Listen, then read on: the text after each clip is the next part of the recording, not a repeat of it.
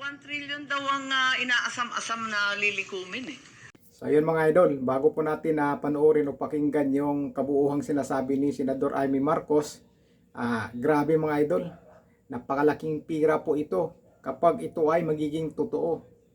Napakalaking pira mga idol, kaya panoorin po natin mga idol ang sinasabi ni, panoorin yung mga idol kung ano po ang sinasabi ni Senador Amy Marcos tungkol sa napakalaking pira na ilalaan para lang sa impeachment complaint kay VP Sara Duterte para lang matanggal talaga sa pagka-vice presidente. 1 trillion daw ang inaasam-asam na lilikumin eh. Ha? Ditong budget gagamitin for the impeachment? 1 trillion daw ang inaasam-asam na lilikumin eh. Para Alam pambayad. mo, alam mo, ang daming marites, hindi ko alam. Totally without basis, but it's been marites. So ma'am, personally, may preparation ka na sakaling umakyat dito sa Senate yung impeachment? Wala. Mhm. Wala akong preparation, kasi alam ko kung anong gagawin ko. Pero nakausap na kayo ni Vice President Sara since yung outburst niya. Oo naman. So how was it, ma'am? Pero hindi ako Oo naman. Pero ma'am, ano nakikita? Pero hindi pa kami nagkikita eh. Kasi, telepono lang kayo nagkausap, ma'am? Ha? Yung since yung... kung maalala, kung nakita ko siya, kailan ko ba siya nakita? pero ma'am, since nung outburst niya... Kasi panay punta niya sa Davao, at ako naman wala nang ginawa kundi lumipat sa kasulok-sulukan na daigdig. So, pero parang tigil naman ngayon. Ano yun, ma'am? May na-workout kayong ceasefire. Parang tigil naman yung sagutan ngayon ng Presidente tsaka ni Vice. Tulad ng sinabi ko, pinagdadasal ko na lang silang lahat. Pero ma'am, ano nakikita mong senaryo? Aakit kaya sa Senate yung impeachment complaint?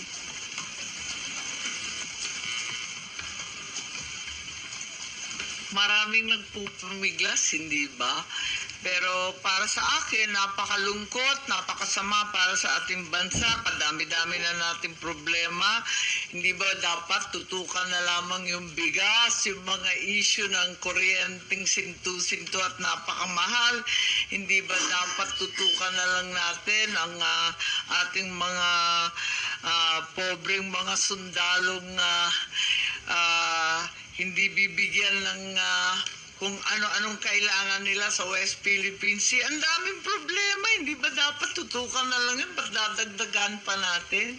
Ma'am, ito nga yung Fitch rating, ang sabi nila, a prolonged and fierce Marcos Duterte feud could cause fiscal and economic risks. At Tama, least nabasa for the ko rin yan Philippines. na talagang hindi siya maganda sa ekonomiya. Siyempre, iiwas at iiwas yung mga nag-i-invest, lokal man o dayuhan, dahil walang kasiguraduhan eh. Di siyempre, kinakabahan sila mag-expand, kinakabahan sila mag-invest. Sayang eh, parang inggit na inggit ako sa Malaysia. Bilyon-bilyon na ang linagay ng Google, ng Intel, ganun din yung Thailand. Bakit tayo nahuhuli? Vietnam, parang ang laki-laki na ng foreign investment nila. Although sinasabi may pumapasok rin dito, pero yun nga, napakalalaki ng mga IT investment sa kanila. Ang ganda eh. Pero ma'am, before may marami nagsasabi na pwedeng may mahalagang role kang gampanan dahil close ka kay VP Sara and then kapatid ka ng Pangulo. May mga appeal na mag-intervene ka para ma-address yung at ma-prevent yung matagal at matinding bangayan between the two highest leaders of the country. Tulad ng sinabi ko, pinagdadasal ko na lang sila kasi marami atang nambubuyo eh. So hanggang dasal na lang ma'am gagawin mo. May himala. Okay, may Ma'am, sorry, last on my part, babalik ako isa lang sa budget. Sir, ma'am, how can you be sure na pag binalik kunwari sa BICAM ay maaayos?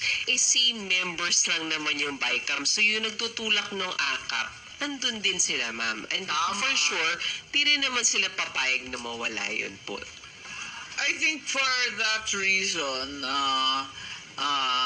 nabanggit na nga ni Pangulo na magla-line item veto siya kung ano man ang mangyari. Kaya parang dapat matauhan na yung mga nagtutulak ng akap.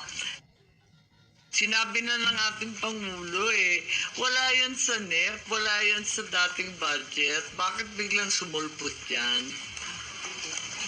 Thank you po. Okay. From GMA 7. Yes po, Darlene po. Darlene. Sen, first time ko kasi narinig yung sa 1 trillion na narinig nyo lang po.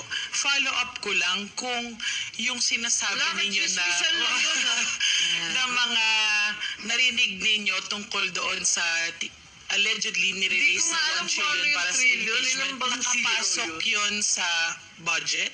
Sinasabi nila? Hindi naman ganun. Napaka-literal naman nun. So, pakalarify lang po, ano po ba yung mga... Hindi, biro lang yon. Chismis lang yon. Sige, Marites lang. Marites lang. From Abangan ang susunod na kabanata.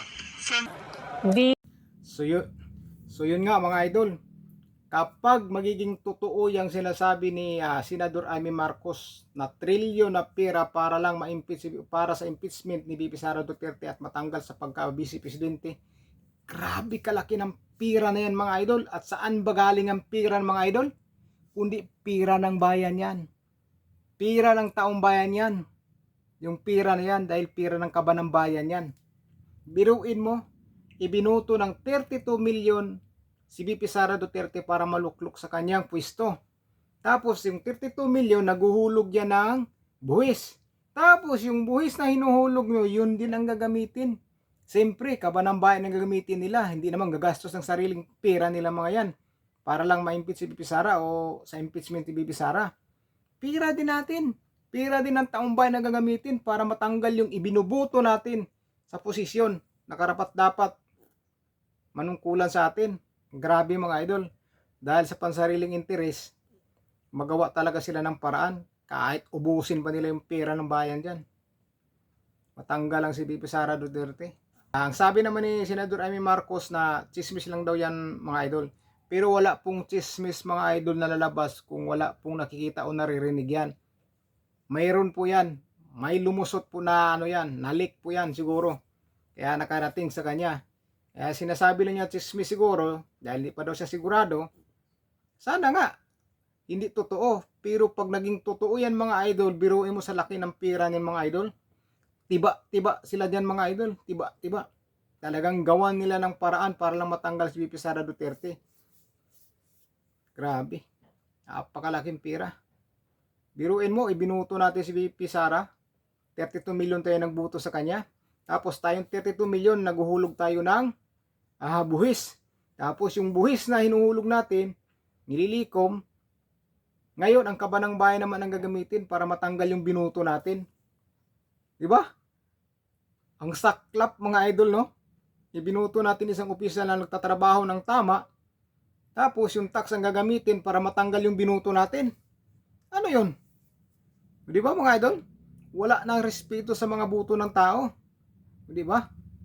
Binuto natin yan tapos tatanggalin lang ng ilang tao dyan. Ilan lang sila dyan mga idol? 300 plus. Kasama Senador 24. Wala pang 400. O ilagay natin sila 400. 400 versus 32 million. Saan ka mag-isip niyan? Ibinuto ng tao yung Vice Presidente 32 million tapos tatanggalin ng mga tao na wala pa nga sa 500, wala pa 1,000 dahil ayaw nila sa Vice Presidente dahil gusto nilang palitan ng kanilang amo, si Tamba. Grabe. Tapos yung mga supporters naman ni President Bongbong Marcos, galit na galit kay VP Sara kasi ganyan-ganyan, gustong agawin ng pwesto. Uy, paano aagawin ng pwesto ni VP Sara ang pwesto ni President Bongbong Marcos? Itinulungan nga ni VP Sara yan si BBM na magiging presidente tapos aagawin niya. Kung pabawiin niya, di siya na lang sana tumakbo ng pagka-presidente nung nakarang eleksyon. O di ba? Saan ba kumuha ng lakas ng loob ng mga supporters ng BBM. Si VP Sara ang sinisisi, kaya nagkagulo. Ang sisihin nyo, yan si Tamba dahil sila ang nag-umpisa sa gulo na yan. Inumpisahan nila yan sa yung pirmahan, People Initiative. Diyan po nag-umpisa ang gulo. Kaya nagalit si Pangulong Rodrigo Duterte. Nagalit, nagsalita. Doon nag-umpisa. Nung nagsalitaan, doon na inumpisahan nilang ipitin si VP Sara Duterte. Ngayon, yung idea nila doon, hindi nakalusot. Dito sila sa second option. Tanggalin na lang pilitan si VP Sara para si Tamba maupo bilang vice. Tapos, hawak nila lahat. Ngayon, ipasok nila ulit yung People Initiative. Tapos, magiging Prime Minister na si Tamba. Paano na lang si BBM? Hindi na siya magiging pinaka mataas na leader sa Pilipinas. Si Tamba na. O ngayon, kayong mga BBM supporters, anong masasabi nyo? So yun lang mga idol, kung bago lang po kayo sa channel ko, sana kalimutan mag-subscribe mga idol, at paki-like na rin ng video mga idol, at paki-click ng notification bell para dumami po tayo dito mga idol sa channel ko. Solid po tayo dito mga idol. Solid Duterte po tayo. Ingat po kayo mga idol, at God bless po sa inyo.